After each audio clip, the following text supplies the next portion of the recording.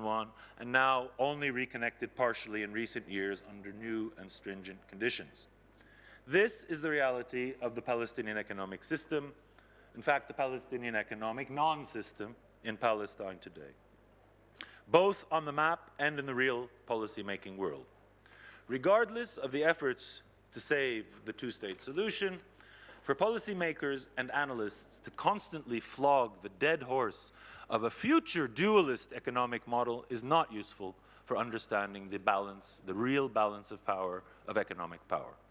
Indeed, the idea of a Palestinian-Israeli two-state economy somehow suited to the globalized economy of the 21st century and the prevailing liberal economic model is increasingly a problematic prospect. And I've worked on such a prospect for 15, 20 years in the United Nations. Such a configuration risks locking in structural deformations and fragmentation that I just described within a broader scheme of Israeli colonial control, facilitating unfettered Israeli, Arab, and international capitalist penetration of and extraction from the Palestinian Arab economy, and further diverting from a Palestinian liberationist trajectory. Misguided ideology cannot inform an effective development strategy for an Arab economy in Palestine, which must be rooted in the peripheries so as to reconnect them in a new configuration suited to the demography, geography, and politics of the current phase of the Palestinian people's confrontation with settler colonizers. In the last section of my paper, I title it, "All the King's Horses and All the King's Men." You know the story of Humpty Dumpty. Couldn't put the Humpty Dumpty back together again. So I will only talk about that part. I have a section in the end where I make some suggestions, but I don't want to make any suggestions today. I just want to make you depressed. Over and above the perpetuation of the dualism myth, among the many failings of academic, Palestinian, and international experts on the Palestinian economy for the past 2 decades, this author included, is the ease with which they succumb to in better times to the temptation of planning for day one that has yet to arrive, the day after. This was mainly based on so-called assumptions that Israel was also truly planning for such a day and not simply entertaining Palestinian wishful thinking about it. The number of blueprints, schemes, plans, models, mock agreements, laws, development policies, strategies, which have been designed and published as books, reports, articles since Oslo for the future Palestinian state is truly, truly mind-boggling. And indeed, they continue to be commissioned. They all share at least 3 important features. None of them have gotten us a step closer to day one, day after, assuming it will exist.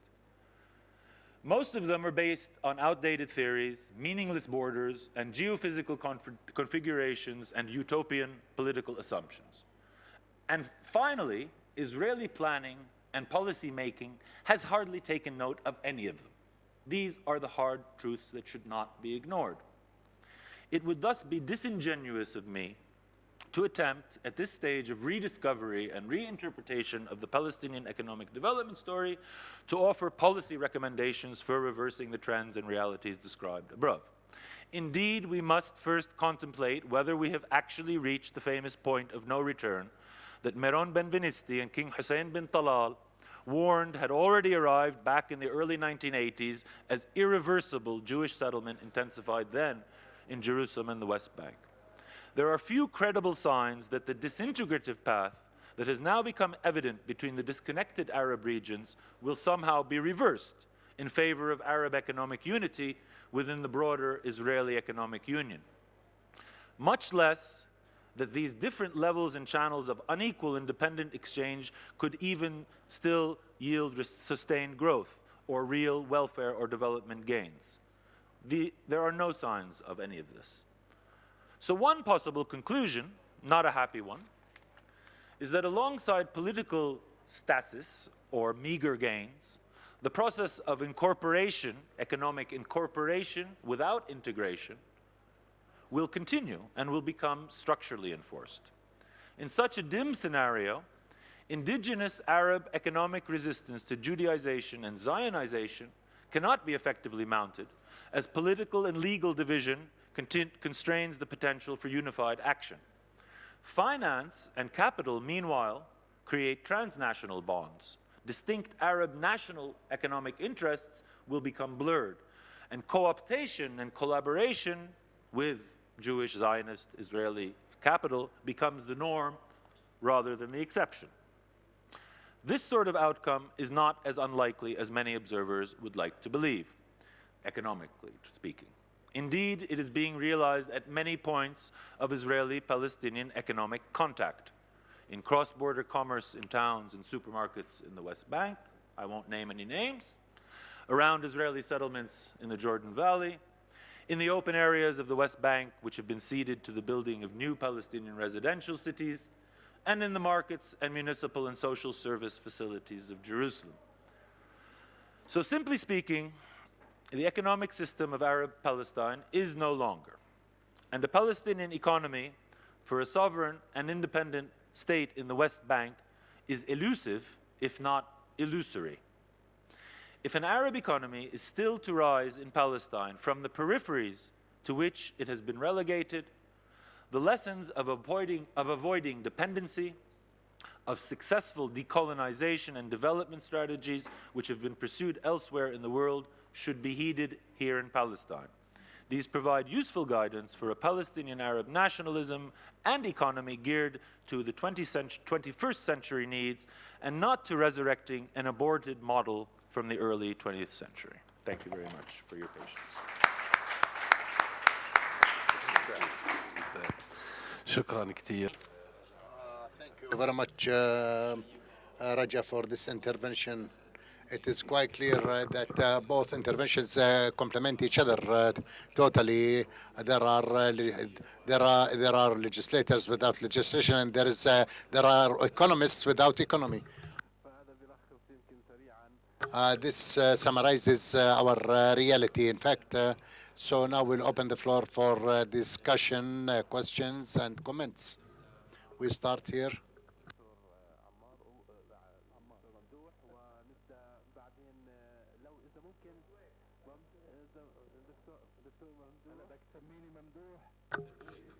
You can call me Mamdouh Adwek, no problem.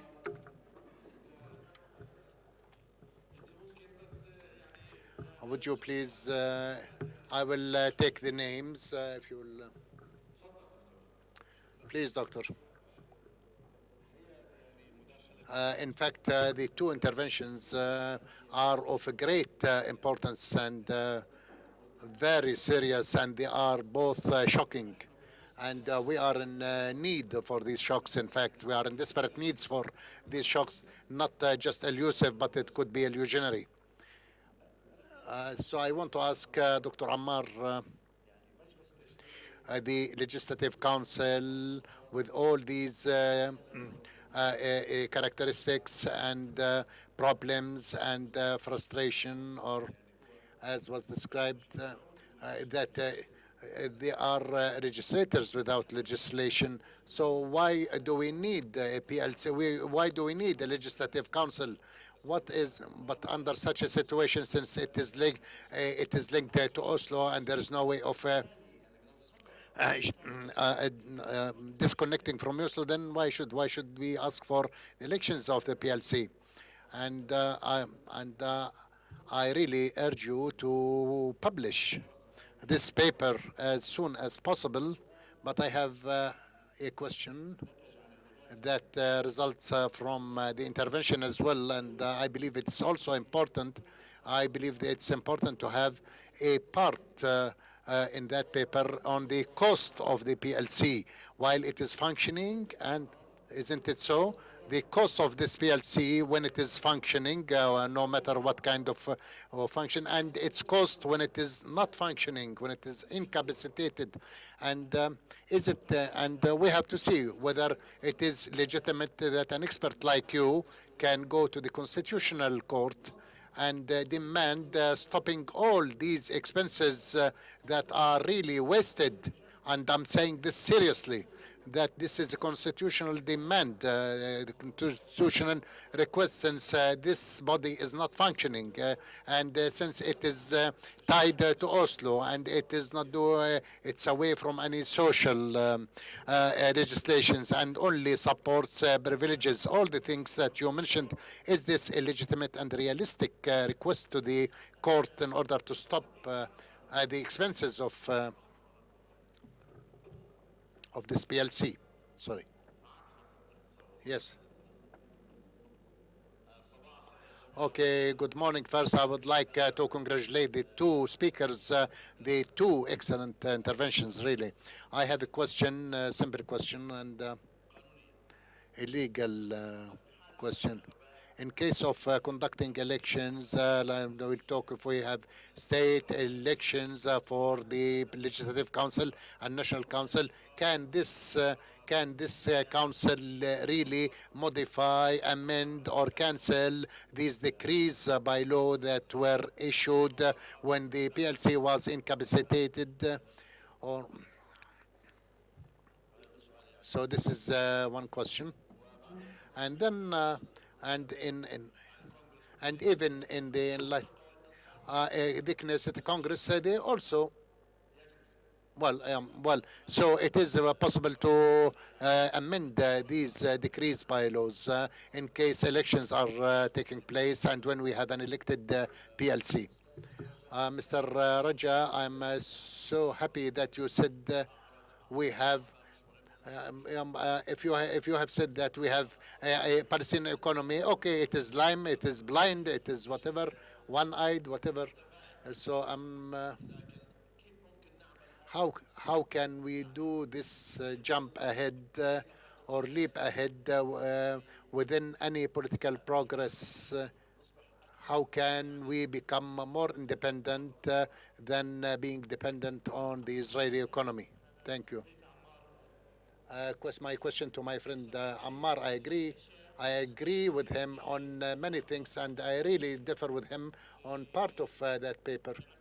When you spoke about the entanglement, or rather absorbing the authority absorbing the civil society, what I believe, this is my point of view, I may be wrong, but I believe that the civil society is the one that penetrated the authority. The private sector is the one that penetrated the authority. The last 10 years are proof for that, from the top figures at the PLC, PLO, the government, PLC. So if we make a study and see these figures, how the figures of civil society penetrated and broke into these ministries over the last 10 years. And therefore, from here, the civil society was absorbed.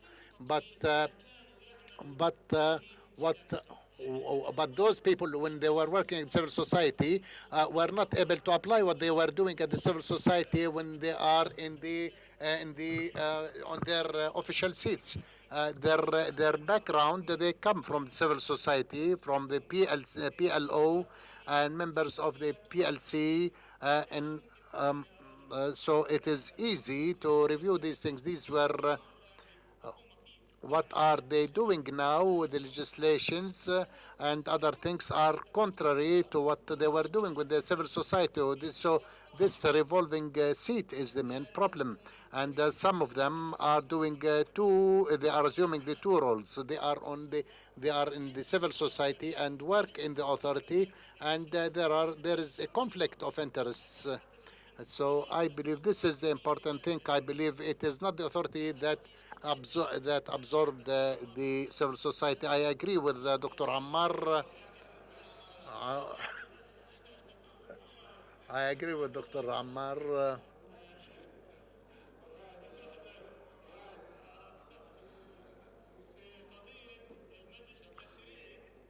In the issue of the Legislative Council, I believe it's important to get out of this dying status of the Legislative Council.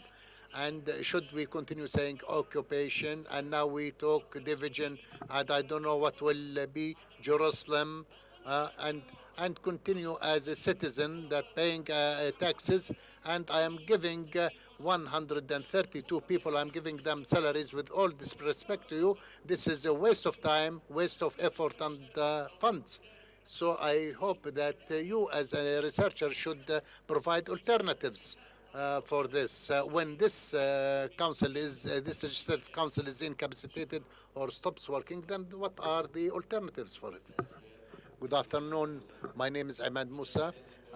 First, I would like to express thanks to Muwatin that organizes these annual conferences to study the Palestinian society and to go ahead with and to explore its failures and successes. Thanks to the speakers, with all due respect. The questions are the two speakers' questions regarding the legal aspect. And Mr. Ammar, based on your title, I was hoping really that you put us in the picture of the risks, a picture of risks, of the future risks that are consequent to of the decree bylaws. Will the coming legislative body will enter into a political and legislative entanglement with the future presidency office, because the political regime will have an interest to avoid the responsibilities of such laws. And you mentioned the number of laws and legislations. My question to you, is legislation measured quantitatively or qualitatively? Is issuing the laws is a luxury or a societal need? Because you said some laws, there are certain figures or people behind this. Is this in the jurisprudence? Is this a fault that a certain person will be behind issuing a certain law or certain legislation? The other question I have,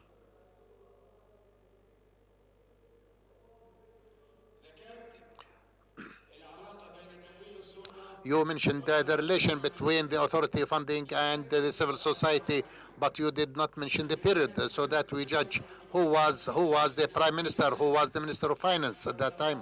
So in order to understand why this loose relation in funding the civil society. And the economic questions, however, I apologize because I have no relation to the economy, especially that I am involved in bank debts so much. But I want to ask: is the Palestinian economy since Oslo until now, is it established? Is it predicated on the culture of consumption, which means that we have turned into a consumery body? Is to get the salaries and to beg the funders in order to get the salaries and to get loans for apartments and mobiles and vehicles. Is this a resisting economy, or have we become a voluntary slaves, as a French philosopher said? Please make it shorter so that we'll give. Regarding the Israeli aggression, what is the role of this Israeli aggression? Does it carry on an economic role or not? What is the future of the political economy? Isn't this credit thing? Isn't this an occupation, indirect occupation of every Palestinian individual in his own bed? I mean, the credit policy and giving loans to people, Mr. Abdul Jawad Saleh. And what really provoked me to talk, because already I was really frustrated of talking in conferences. Dr. Mamdouh, when he said that we have to get rid of the PLC or to do without the Legislative Council. Isn't it so? He's behind you, so beware. He's behind you, beware.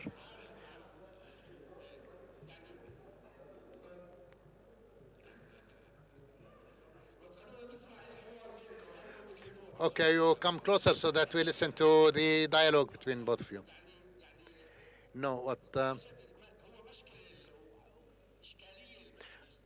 PLC is a problem, in fact, yes, is problematic, but I think the problem is not in the institution as an institution, but in the people who really managed the PLC. It is the majority and the presidency of the PLC is the one that demolished the legislative nature of the PLC and the oversight role of the PLC, but not the idea of having a PLC. This is what we have to pay attention to. I believe, and we go back to the legislation. In fact, the problem in legislation is that the chairman or the speaker of the PLC or the majority in the PLC were an impediment in the way of activating the role of the PLC. I can give two examples. In 1999, when the transitory period came to an end, the Oslo transitory period came to an end, I had an important role at that time when I rejected the renewing the PLC because I believed that the phase of radicalizing the occupation and giving it legitimation in Oslo, then at that period, and the transitory period, it was, or at the end of the transitory period, it was an opportunity to get rid of Oslo and to wage a new battle by the PLC. So, well, someone from outside the PLC, who was the General Secretary of the Palestinian leadership, I think he intervened, and cut off the electricity current in order to stop Abdel Jawad Saleh from speaking at the PLC, but I continued. But the majority of the PLC members continued, and they renewed and extended the period of the PLC. And the legislation is the same. The majority at the PLC, I presented some 5 draft laws or suggestions for laws. One regarding Jerusalem, so that will be in harmony with the basic law. When they said that the capital is Jerusalem, but the Speaker of the Council rejected that, and the majority rejected to enact such a law. The settlements, the same thing. I felt personally that indeed this settlement colonization will demolish any possibility of establishing a Palestinian state. I tried to enact a law towards that, and it was rejected. So 5 draft laws which were rejected by the chairmanship of the PLC at the time. So on the contrary, we have to insist on having the PLC existing, but the people should really be successful in selecting or electing their representatives. The NGOs has an important role in enacting the NGO law. I have not seen any influence of the NGOs in other legislations. I believe that the NGOs were the civil society organizations were absentized, and the NGOs were absentized in these laws. Mr. Abdel Jawad, please, if you would allow us, there's a large number of people.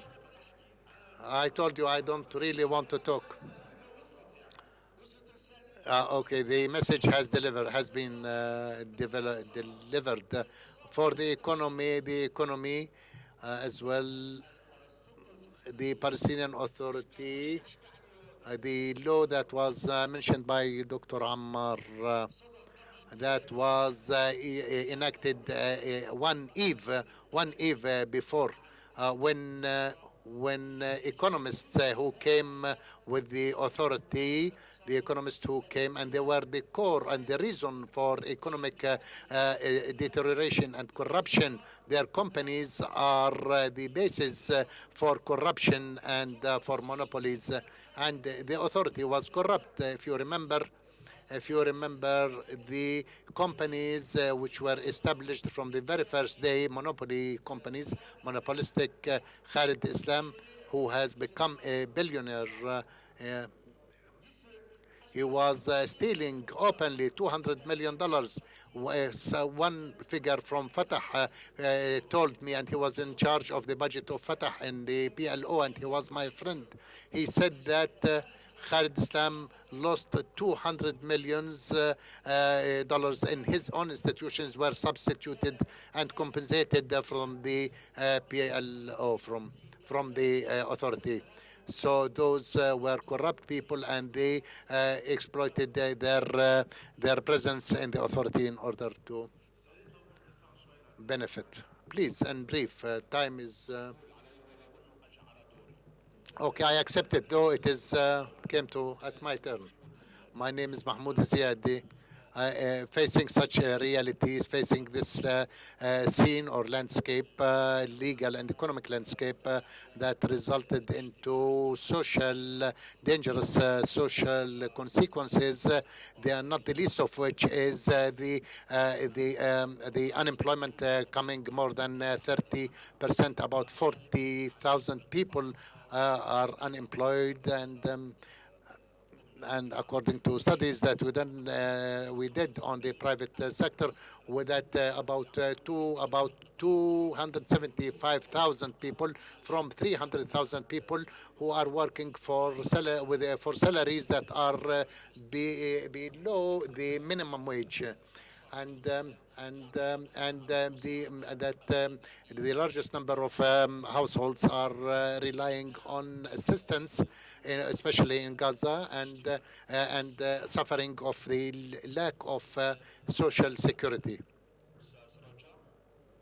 Mr. Raja says that this economy is dependent, or there is no economy in the real sense of the word, but there is a capitalism that is growing, and they collect much money.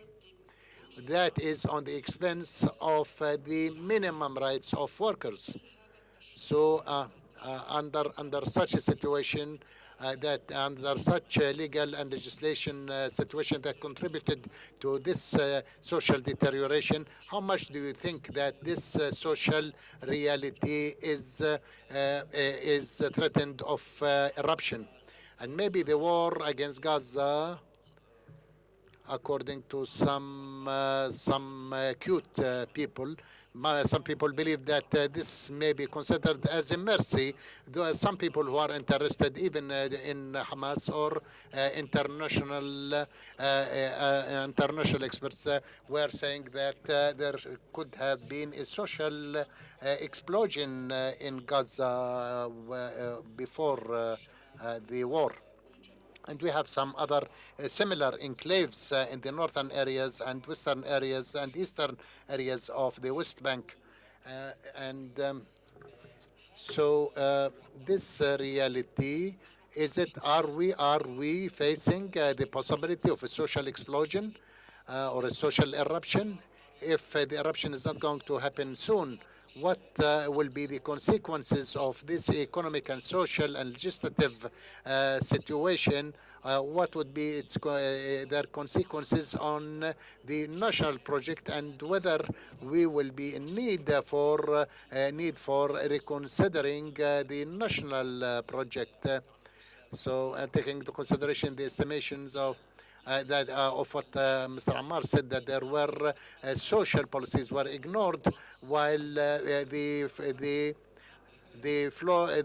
space was given for the capitalism. First, I am sorry to talk once again, but that there is something said by Mr. Anis Barghouthi, which is very important, very dangerous, and especially he's a responsible person. He's He's official. He is a Palestinian official. When he says that if we have a lame, blind, or whatever handicap, the economy, it doesn't matter. It matters that we have economy. This is very dangerous, and this is related to what is said. A state without sovereignty, without control in the crossings, this is rejected. Either we have a economy in the real sense of the word or not. Either we have a state in the real sense of the state that we deserve as people and have all the characteristics of a state, or we don't want it. 10 more seconds. God forgive you, Abu Saleh. Can I really reject the idea of having a parliament or legislative council? Let me be very clear. You asserted just now that a legislative council with such ties and cannot really get out of the Oslo boundaries with all its consequences. Then, is there a real benefit? I don't want to continue.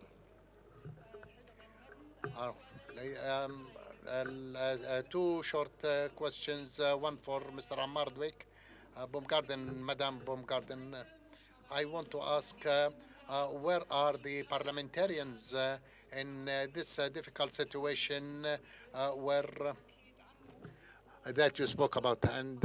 And according to my information, the only parliamentarian who submitted his resignation from the parliament as a result of the situation was Haidar Abd Shafi, late Haidar Abd Shafi. And in any research and any future research, we should take into consideration the information which was mentioned by Dr. Abdul Jawad, Mr. Abdul Jawad in the future. Did you focus on this in your research? سؤالي الثاني هو لسيد رجاء الخالدي. هل يمكن أن تفصل قليلا حول التمييز بين نظام اقتصادي مستقل في الخليل في الجنوب، رام الله في الوسط، ونابلس في الشمال؟ لم أكن مقتنعا في ذلك. شكرا. Thank you. Bless you, Muhammad al-Masri. I have three questions, one for Mr. Ammar Dweck. I apologize, we will not take any more questions. We don't have time, and we'll give floor for the speakers. So please. Then the first question for Mr. Ammar Dweck.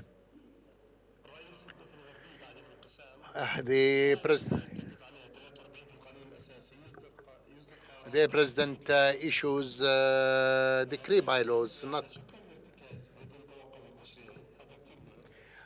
in Gaza.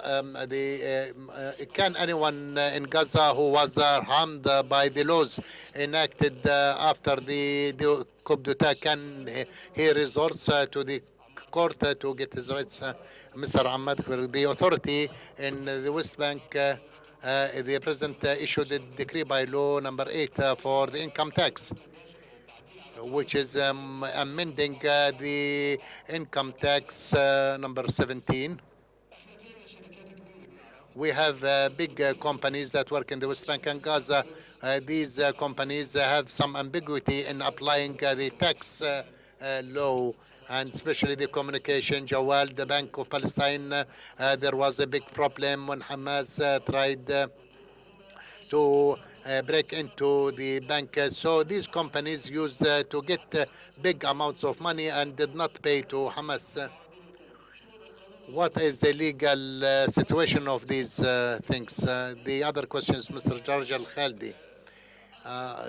Most of the studies done tackling the reasons for unstable economy in Palestine are related to two things: security reasons, barricades, crossings, natural resources division, and deficit in the commercial balance, high unemployment, and the Paris economic. And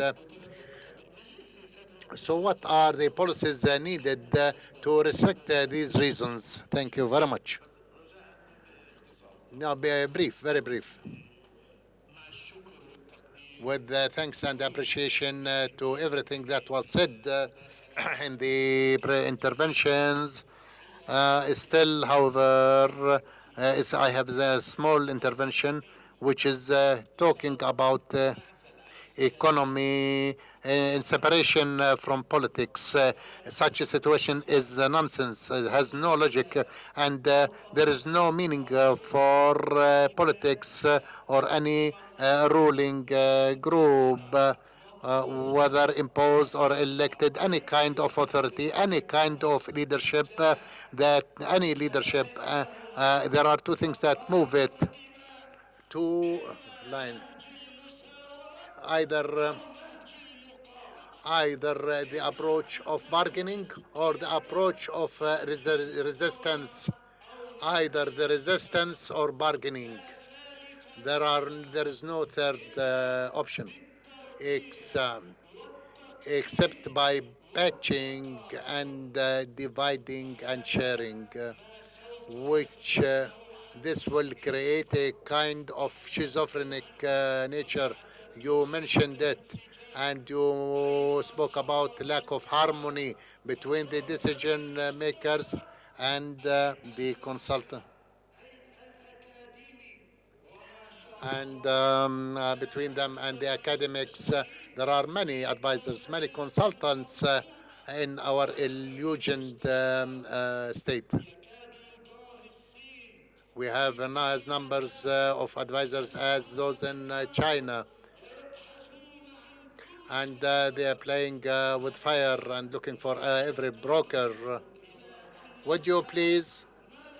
So we have to ask, what is the solution? The solution is imposed on us. There is a solution imposed on us when they are trying to beautify this occupation. Economic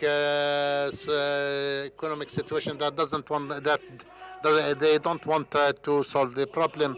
So we are cheating us with an illusory economy and illusory state.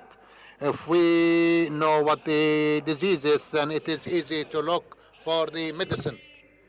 Any incapacitation of the PLC, if they will look for another dead horse, we are just similar to those who put a dress of a bridegroom on a child and make a wedding a tragic matter. Since Oslo, we are a child. We are a child who is growing up.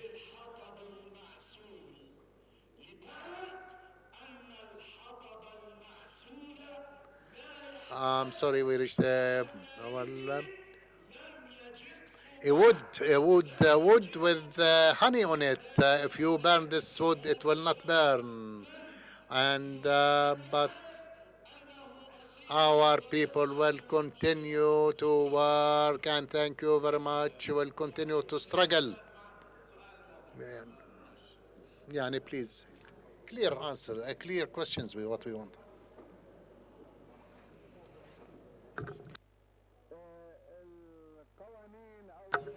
The laws or the decrees created privileges and did not create rights. Established privileges but not rights. And it was also said that many of the laws had persons behind them. So they were really tailored, they tailored certain positions for this and that. This is the prisoner's body. This is a body for wall and settlements, regardless of who is the bridegroom, who is the one. So, but this kind of negating and terminating the legislative council and to keep it as a toy. Which legislative council, what kind of elections? I am 74 years. I did not elect in Jordan, and here I did not elect all through this period, and I'm sure also I'm going to die and not elect because of the standards, because of the shape. What kind of elections under occupation?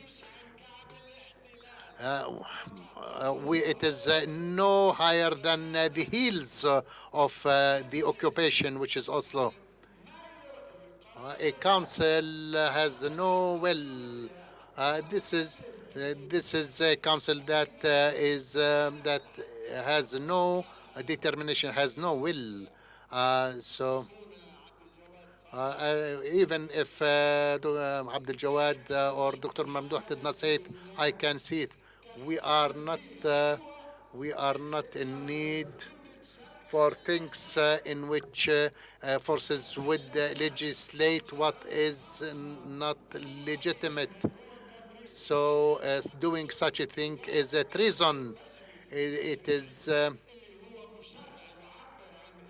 because the legislators should really represent the will of the people. The law of bar association, the bar association lawyers who should be the authority in the absence, should be the legislative authority in the absence of legislative authority. Where is the role of Palestinian lawyers, or are they also the same thing? And they are just like other people who really care for nothing. Now, I'll give the floor for Dr. Ammar, please, to. Thank you for 5 minutes, please, Dr. Ammar. Thank you for your valuable questions. And I really think of publishing this paper and in Arabic I will use the title I will take it from Raja Shahadi. I will say law of the occupied, not occupier. And I will answer from a legal perspective, national perspective. These decrees by laws that were issued by the president should be presented to the PLC in the first session it is held. And to review them. If they endorse them, they will be applicable laws, and if they are rejected, all their legal influence will be removed. This is easy to say, but after having power centers and institutions, realities created on the ground, then removing the influence and impact of these laws will not be easy. And in some aspects, it is really very difficult to imagine this. So there were laws related to the personal status, amending personal status laws in Gaza. People divorced according to this, and then can you when you cancel or remove this this amendment or this law? So what do you want to cancel the divorce? So in Gaza, I don't agree with what they do in Gaza, but how they explain these laws that are issued in Gaza. Hamas has the largest number of members in the Legislative Council, 74 from 130, 74. What they do is they adopted the proxies or signing, voting by proxy. So the imprisoned members of parliament have already given authorization to other people in the parliament. So they take a decision, they consider it as legal. And according to the bylaws of the PLC that were endorsed by the first PLC, they send the draft to the president, and if he doesn't really endorse it in 1 month, then it will be considered as legal. So now they stopped sending. At the beginning they were sending, but they stopped sending, and so publish it as illegal. I cannot really give legal advices regarding taxes and things. I know there were some solutions rather than paying in cash in Gaza, that they build a street or a school or something. This is the idea.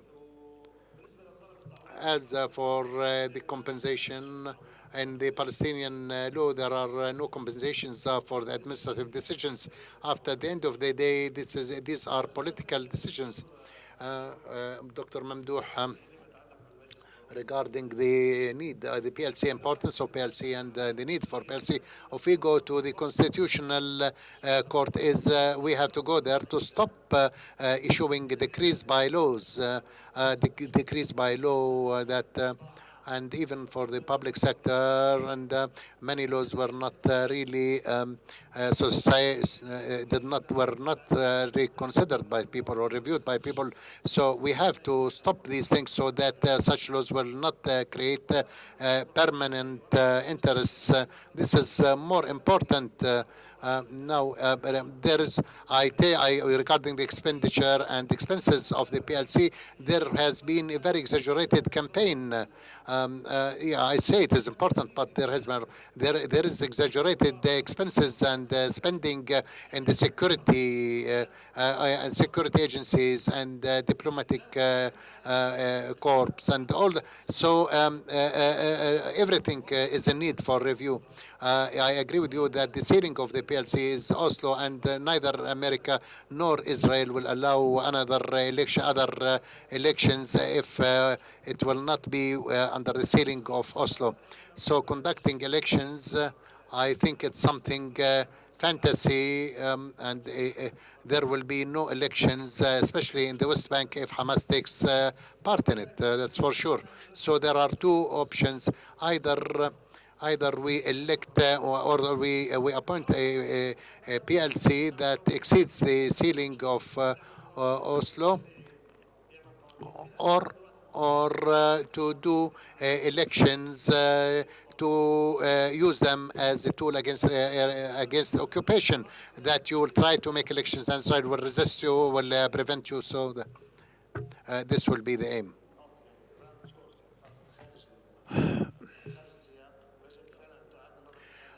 Mechanisms and kind of work should be reviewed with the national participation. Regarding the those people who are talking about elections and the reconciliation agreements, they know it will not. They will not be applied. In paper, I did not tackle how the PLC is behaving this way.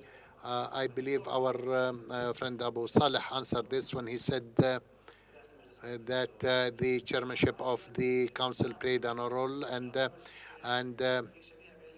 the mechanisms of absorbing the PLC are the same mechanisms of absorbing the civil society. So the mechanism, how the civil society were absorbed, and there was separation between the civil society and the private sector. So it was a flexible, so people from both sides could jump into the other.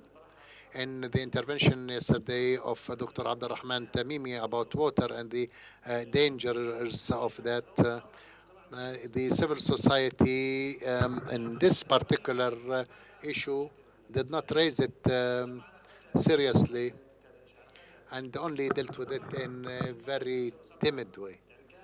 While before 2007, the civil society was an active opposition, and was really prosecuted by the authority, and they were even attacked in the media.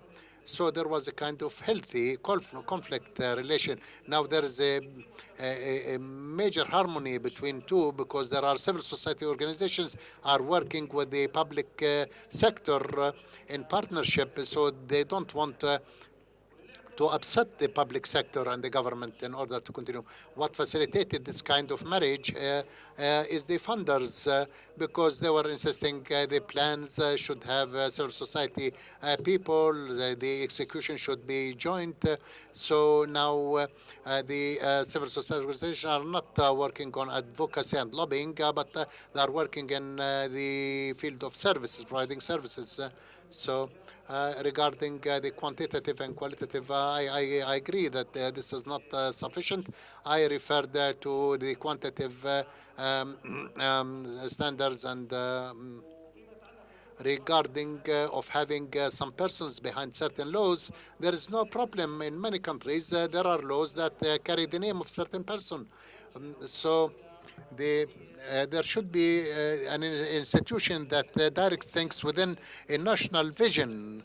But if there is no vision, then those individuals will be directing these policies according to their interests. Maybe I think I have answered all the questions.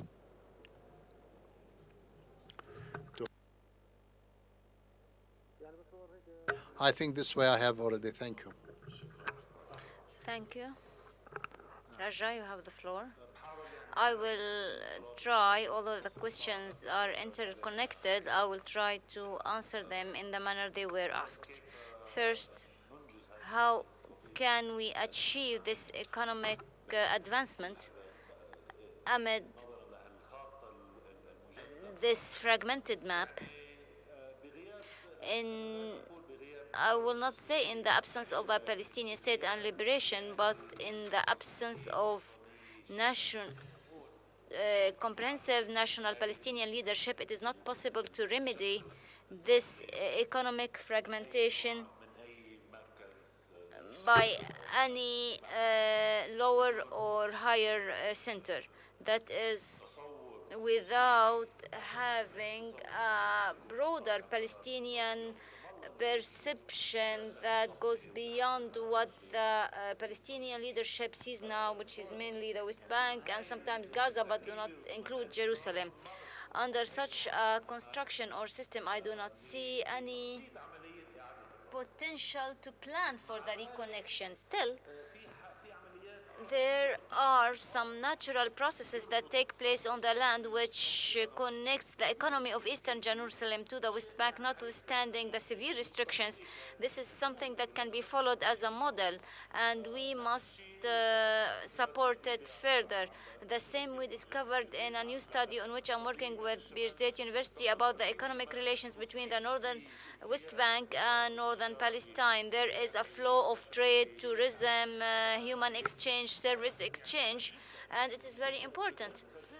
And it is an evidence or a confirmation of what I'm proposing is that there are many Arab areas which are spread in Palestine, and their natural relation with it exists with each other before it was constituted with the Israeli colonial economy. Therefore, it is possible to work locally in the absence of Palestinian national authorities at the local level. It is possible to work through the local government units, and in any economic activity in Jerusalem, it has to be by the different institutions of Jerusalem and people of Jerusalem. And the same we discovered regarding the North-North relation, where the areas which are more apt to consolidate the relations and build the economic relations are the chambers of commerce in the north part more than any other entity. So there is hope, but I do not see any serious effort in this regard prior to reaching or reconstructing the political cohesion of Palestine. Probably in the 1980s, before Oslo, such a plan was possible because the PLO still considered all of the historical Palestine as a single entity, regardless of the different status. Regarding the question of whether we are in an economy which is an affluent economy or a consumer's economy. Yes, the capitalist economy encourages consumption to the same extent it encourages production, but it is not a culture of consumption. The core issue is the article in the basic law which says that the Palestinian economy shall be a free market economy, which means a lot of things, including affluent consumption, including financialization. That is the spread of intensive financial transactions, not only between the mega institutions, but every citizen is linked to the economy through the funds and not through the reproductive cycle. So it is quite natural that the Palestinian choice, with all criticism made by Allah and many others, we criticized probably harshly the performance of the Palestinian National Authority since Dr. Salam Fayyad came to power and the subsequent governments. But this trend was signed in Paris. Probably on the executive authority or the legislative authority in the same manner it dealt with the legal aspects. The Palestinian administration or economic decision makers did under Salam Farai managed to manage this dominant neoliberal model. But we need not forget that we're not alone in this trend. All the world is going into this trend. And what is strange in the Palestinian case is that the liberal economic choice was made before achieving the liberation, before independence. Franz Fanon wrote in the 1960s about this role of the newly independent states, which relinquished all of their public sector heritage and public good, and the elites who used to lead the process of liberation came to the top and started to apply the same economic policies that the colonial powers had imposed. This is something known in many newly independent states. However, the Palestinians, for a reason I ignore, have chosen this choice before liberation, weakening the economy, and probably this is one of the reasons that made this economy fragment more, because it was open before ferocious globalized neoliberalism. Entire states collapsed, but so what would be the case of a partitioned economy under occupation? The two last questions, the policies needed to heal the main structural flaws within the existing framework of the Paris Protocol, and without deviating from this protocol with laws. And I appreciated what Ammar said here. When you, as United Nations, or I personally recommended that you adopt a relatively independent path. You can enact economic laws that would serve your situation, even if they contradict with the Paris Protocol. There was always this reservation, and that we have to work within this framework, and that they were tied to the restrictions of Paris Protocol. We go into bypass words and in circles and circles, but no minister or prime minister can produce a better result than what we have witnessed. To the contrary, it will be more and more difficult because of the budget deficit and so on. The last question of Kalgaba and Mahmoud, the question by Mahmoud Ziyadeh, we spoke in 2012. We thought that it was an explosion coming near with the increased prices and the social mobilization, and we thought that this experience has reached its logical end and it was no longer sustainable. But I revised my thoughts, and I think that it can continue without liberation, without rights, without any tangible social transformation. This model can continue to dominate because by its nature, even if we were not in Palestine, in any other state, the social contract in the new liberalism, we're part of it. We all contribute to making it continue and pursue, and we will all be losing if we dismantle it. Some will be willing to pay this price, but many classes will not. And therefore, I see increasingly the inertia is the master. That is the status quo. So long as there is no political change, the economic dimension will not explode. And if at the social level there is explosion, there are many maneuvers that politicians and donor countries can use to counter the insurge. Why Hebron? Hebron is a state. As an economy, it is a state. Hebron goes to the Israel, to the US, to China. The economy of Hebron integrates agriculture, industry, and services. So it is not restricted to its geographic zone, and it has a strong social texture which is very distinguished in Palestine and at the international arena. And therefore, the Hebron economy under the British mandate has gone into a distinct trajectory. It was not affected by the mandate or the subsequent occupations, and it was the main lever of the Palestinian economy, with all respect due to Nablus and the importance of the economy of Nablus. But the North, they can go independent and have steadfastness. The area of Hebron has a viability as a state, economic-wise. The North, why I'm speaking that there's the North, which is distinct, because this is their relation with inside the area occupied in 1948, which did not exist for. There are more structural features, agricultural and so on.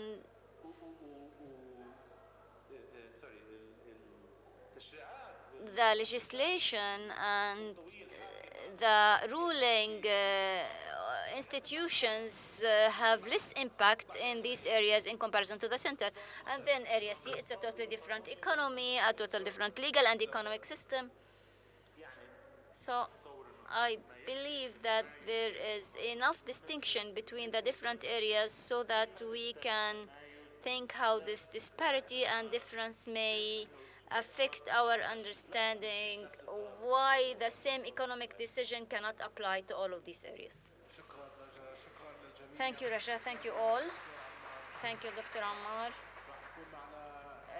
We will have 15 minutes break, and then we will resume the second session.